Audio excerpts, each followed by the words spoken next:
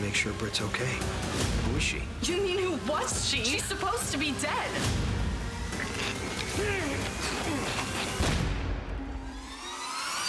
General Hospital spoilers and updates for the upcoming 3 weeks suggest that Port Charles will remember Sam McCall's, Kelly Monaco, life and her death. At the same time, there will be a surprising turn in Nathan West's, Ryan Pavey, story, and Charlotte Cassadine, Bluesy Burke, will face threats. Anna zeroes in on a suspect, Nina in the hot seat. During the week of October 13th to 17th, Anna Devane, Finola Hughes, will focus on identifying a primary suspect in Drew Kane's, Cameron Matheson, shooting case. It seems that Willow Tate, Caitlin McMullen, will be a strong person of interest after recently searching Elizabeth Liz Baldwin's, Rebecca Herbst, house. Anna found an important piece of evidence. It is probably Edward Quartermain's, John Ingle, gun, so she will be looking for the nurse to question her. There's also a possibility that Willow might be arrested, so viewers will need to watch to find out what unfolds. Also in trouble this week will be Nina Reeves, Cynthia Watros. Willow's mother lied to the police, claiming she was her daughter's alibi, but security video contradicts that, so Nina will need to clarify her story. Michael may still look guilty. Christina and Ava try to make amends. Meanwhile, Michael Corinthos, Rory Gibson, will still look guilty, and since the ADA made a mistake on the first warrant at the Quartermain mansion, he will remain on the persons of interest list. After Willow is questioned, she will hold Michael responsible for something, suggesting she might accuse him of a setup. He was alone in Liz's home for a while, waiting to inform Willow about her visitation rights with her kids. The whole situation seemed suspicious, leading Willow to potentially accuse Michael of placing the gun in Liz's home. In another part of town, Christina Corinthos, Kate Monsey, and Ava Jerome, Maura West, will try to start fresh in their relationship. Sidwell throws his power around again as Ava and Christina try to move forward. Ava and Christina have always been rivals, so could their plan with Rick Lansing, Rickhurst, provide them with the opportunity to truly clear the air and move forward? In another part of town, Jen Sidwell, Carlo Rhoda, is going to try to leverage his influence in a specific situation. What could this be regarding? Is it connected to the General Hospital spoilers for the week of October 13th, which mentioned that Charlotte will receive a warning from someone? Could Sidwell be the one to threaten the young girl? Nathan's storyline takes a turn. During the week of October 20th to 24th, Nathan's story might change. Fans are wondering if Nathan is really Nathan because when Britt Westbourne, Kelly Thiebaud, first spoke to him after he woke up, she appeared quite anxious. She also tried hard to prevent James West, Gary James Fuller, from speaking with Nathan, but that didn't work out. The father and son had a touching reunion. However, Britt still looked uneasy during her conversation with Nathan the week of October 6, while Nathan seemed like his usual self. So, what's happening? Fans can likely expect more clarity on this situation and a twist during the week of October 20th. Plot twist coming in the arrest scenario? When it comes to plot twists, the initial suspect brought into the station during any whodunit narrative is rarely the actual culprit. Therefore, viewers of GH should prepare for a surprising revelation regarding Drew's shooting.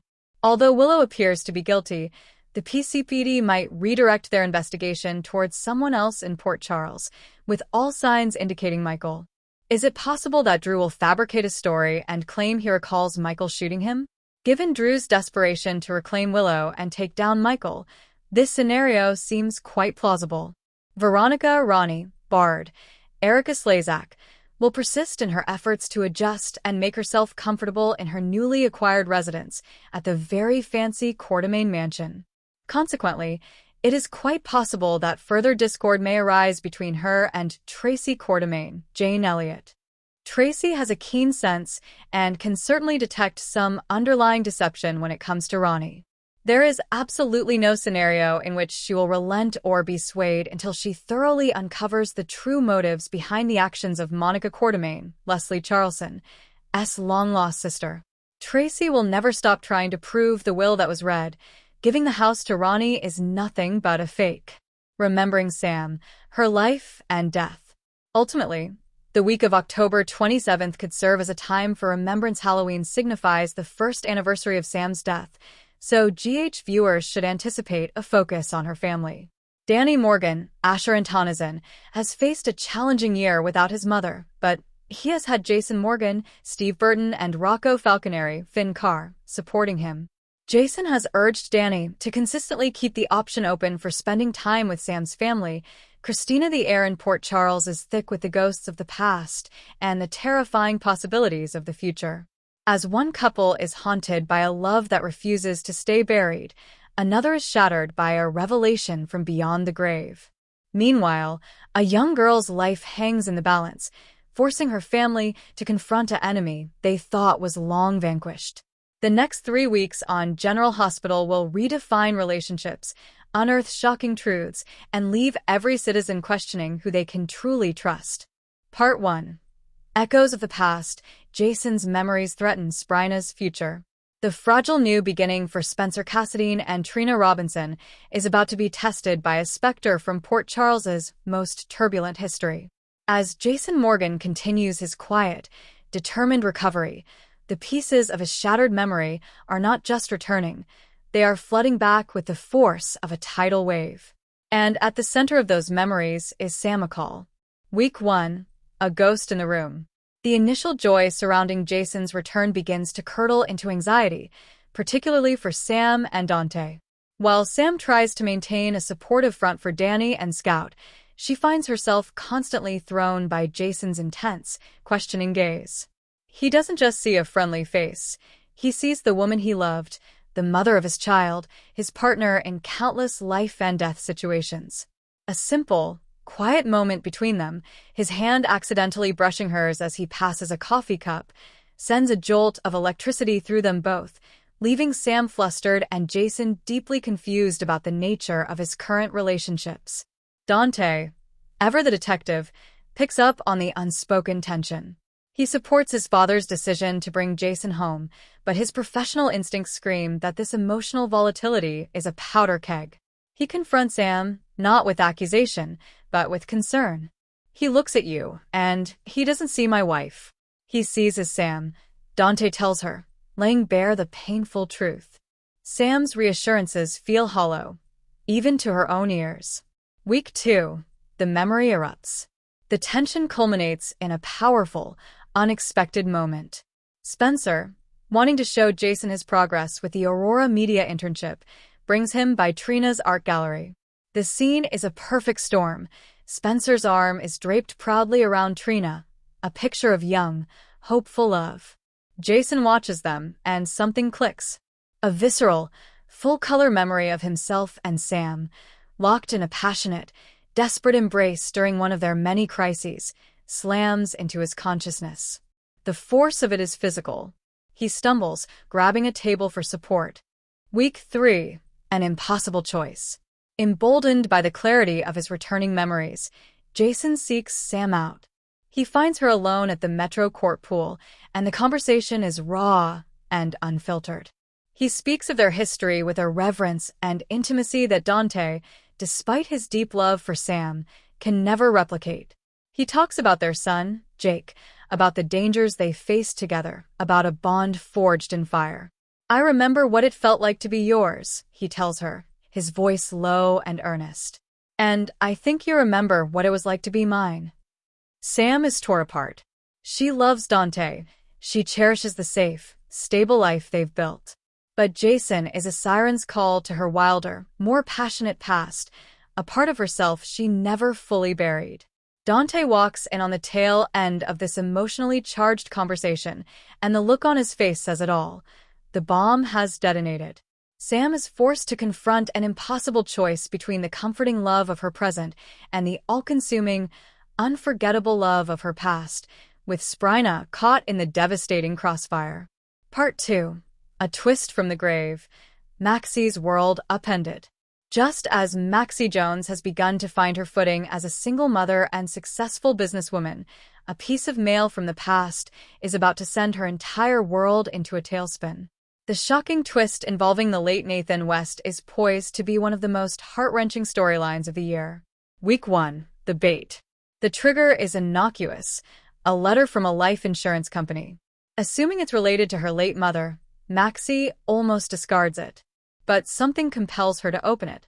Inside is a notice regarding a significant, previously unknown policy taken out by Nathan West. The beneficiary? His sole, legitimate heir. The letter states that due to the unique circumstances surrounding Nathan's death and the age of his heir, the funds are being released to a trust, and they require updated documentation for the child. Maxie's blood runs cold. Nathan had no other children. Their child, James, is his heir. But the dates, the specifics in the letter, none of it adds up.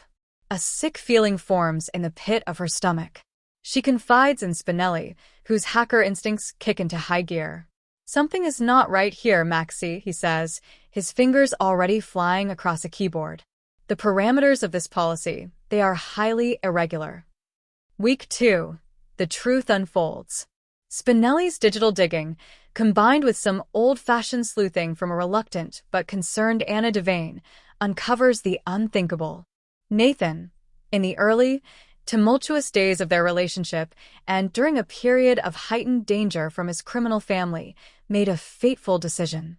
Fearing for his future and wanting to protect any child he might have, he donated to a sperm bank under a strict, anonymous contract. The insurance policy was a safeguard, a way to provide for any offspring he might never know. The company, conducting a routine audit of old policies after a corporate merger, has now activated it. Maxie is not just grieving the loss of her husband anew, she is confronting the fact that a part of him exists out in the world, completely separate from her and the life they built. Week 3. The heir revealed. The investigation leads to a name, and the name leads to a face. The shocking truth is that Nathan's other child is someone already deeply woven into the fabric of Port Charles. The reveal is brutal and public, occurring at the worst possible moment during a gathering at Kelly's. The identity of Nathan's second heir will send shockwaves through the entire town, forcing Maxie to grapple with a living, breathing piece of her husband's past and throwing her own future, and the future of her children, into complete disarray. This isn't just a plot twist. It's an emotional earthquake that will redefine Nathan's legacy and challenge everything Maxie thought she knew about her late husband's heart. Part 3. A family's worst fear, Charlotte's web of danger. The fragile peace that Laura Collins and Kevin O'Connor fought so hard to build for their granddaughter, Charlotte, is about to be shattered. The young girl's recent troubling behavior was not a phase. It was a prelude to a far more direct and terrifying threat. Week 1. The mask slips. Charlotte's resentment towards Anna Devane has been simmering, fed by the poisonous lies planted in her mind by the late Victor Cassadine. Now that resentment is morphing into something more active and dangerous. She begins to engage in subtle acts of sabotage, mishandling important documents at the Metro Court, sending cryptic, anonymous notes to Anna, and using her insider knowledge of Winmere's secrets to create an atmosphere of paranoia. She is clever, leveraging her status as a child to avoid suspicion, but Laura's grandmotherly intuition tells her something is deeply wrong. The threat escalates when Charlotte, believing she is unseen, is caught on a security camera tampering with the brakes of a car. The chilling part? It's not Anna's car. It's a vehicle used by Laura. The realization that Charlotte's actions are now so reckless they could inadvertently harm someone she loves sends Laura and Kevin into a panic. Week 2. A sinister influence. As Laura and Kevin ramp up their efforts to get Charlotte the help she needs, a new, sinister figure emerges from the shadows. This isn't a random threat. It's someone with a direct connection to the Cassadine legacy, someone who sees the vulnerable, impressionable Charlotte not as a child in need of saving, but as a perfect pawn. This individual makes contact, praising her strength and validating her hatred for Anna. They begin to groom her, feeding her more lies and giving her a sense of purpose in her vendetta. Valentine Cassadine, desperate to protect his daughter, catches a whiff of this new influence. He and Anna form an unlikely, tense alliance to uncover the source of the danger. But they are always one step behind. The villain, aware of their pursuit, decides to accelerate their plan. Week 3. The stakes become life and death. The situation reaches its terrifying climax. During a Cassadine family event at Windemore, Charlotte, under the direct manipulation of her new mentor, takes a drastic step. In a misguided attempt to protect her family and fulfill what she believes is her destiny, she lures Anna into an isolated, dangerous part of the estate, a crumbling cliffside overlook. What begins as a confrontation turns into a deadly trap, and Charlotte's actions directly lead to Anna slipping, falling, and clinging to the edge for her life. As Anna dangles over the abyss, Charlotte stares down at her, a mix of fear, confusion, and triumph in her eyes.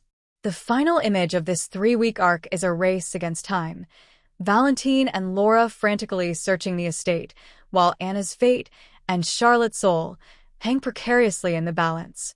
The next 3 weeks in Port Charles promise a whirlwind of emotional turmoil where the past refuses to stay dead, secrets have devastating consequences, and the innocence of a child becomes the epicenter of a life-or-death crisis.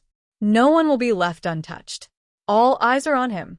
Spencer asks if he's okay, but Jason's eyes are locked on an invisible point in the distance, his face a mask of anguish and longing. He mutters a single, devastating word.